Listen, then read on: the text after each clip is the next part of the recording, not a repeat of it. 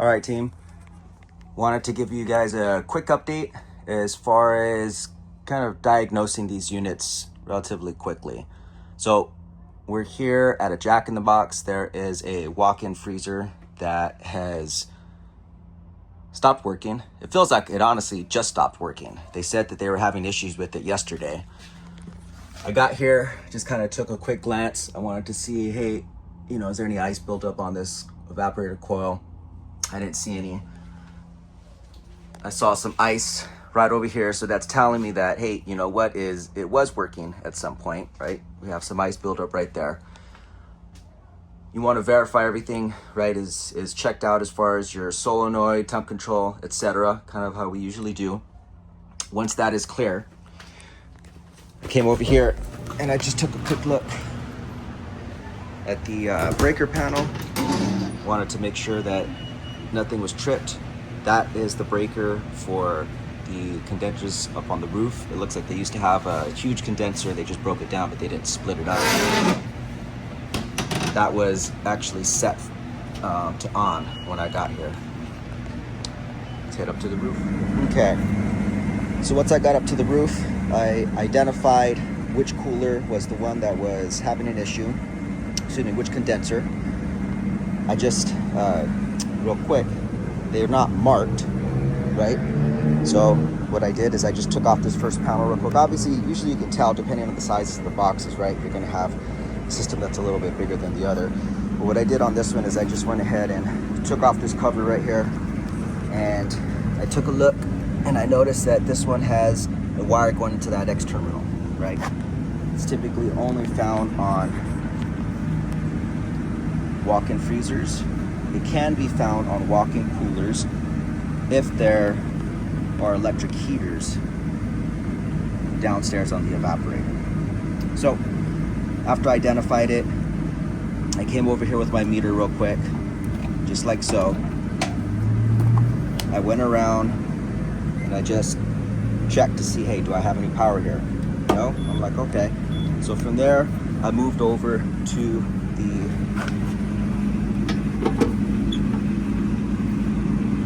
disconnect here. So I went over here to disconnect. First thing that I did is I turned it off and I wanted to verify that we have power here, right? So we're going from one leg to the other. We're verifying we have power.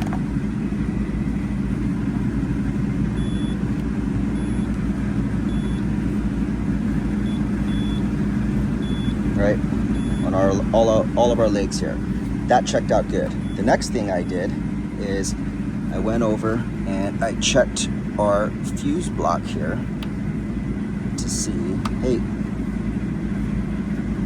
how are we doing on our fuses? And I'm just using the alligator clips as an example, as I don't have my leads on, just for, can't be hands-free, it's a little bit hard with the iPhone. Came over here. I also checked this fuse, like so. Jumped over here.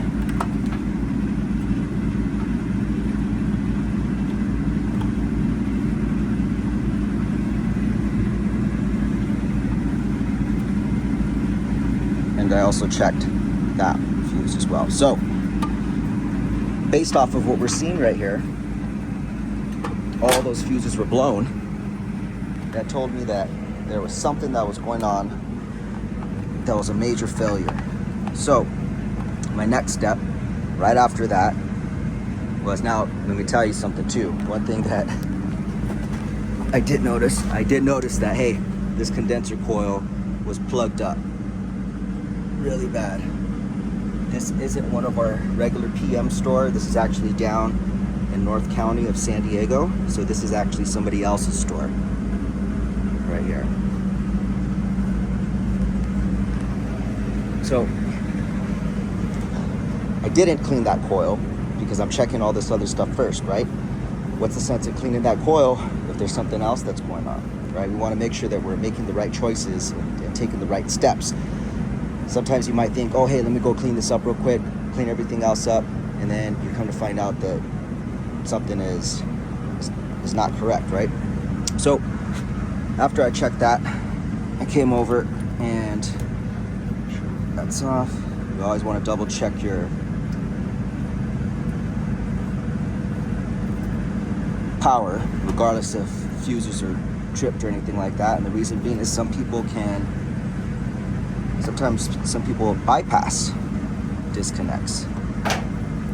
They don't say anything or they don't replace it, right? So you guys got to be very careful when you're out there. You got to remember, we're dealing with people that, at least other companies that aren't as careful as us. Okay, so the next step that I ended up doing was, hey, let me go ahead and check the windings on this compressor.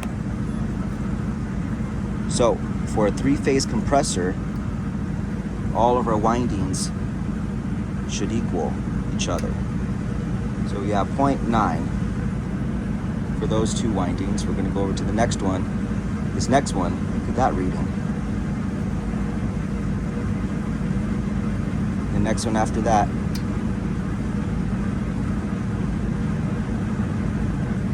Again, so that's checking the windings within the compressor. Now we want to check the insulation around those windings.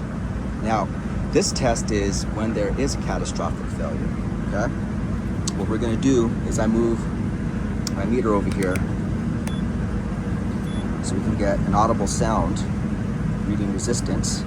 What I'm gonna do is I'm gonna go ahead and leave one of the leads on a terminal, and I'm gonna go ahead and check it over here to a ground point. In this case, that's gonna be right here, okay? So you see here, we have a small reading. I'm gonna go ahead and leave this lead right there on that ground point, and I'm gonna check each and every one of these other terminals. There it is. The windings are grounded. That one too.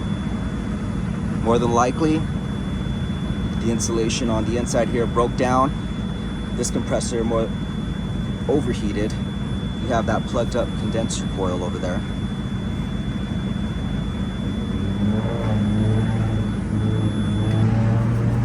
And it took this compressor out. Now, this compressor is from 2013. This whole unit's from 2013. Based off of what's going on in California right now, what we did is we presented this customer with 2 options. One, we're gonna take care of it tonight. Or 2, we'll come back in the morning and take care of it. But pretty much, this is a done deal. This process right here, it took me more time to get out of my truck and get my stuff ready than it did for me to come over here and condemn this compressor. That's how fast we want to be. Now, you can become that fast, so as long as you kind of go through the right steps. Don't get intimidated, because depending on what's going on, what signs you see, that's going to tell you where to start. I just posted a video not that long ago in regards to an air conditioner that was on the low voltage side. Just pretend that this same scenario happened on the high voltage side of that air conditioner. It would have been that same process, very similar symptoms, right?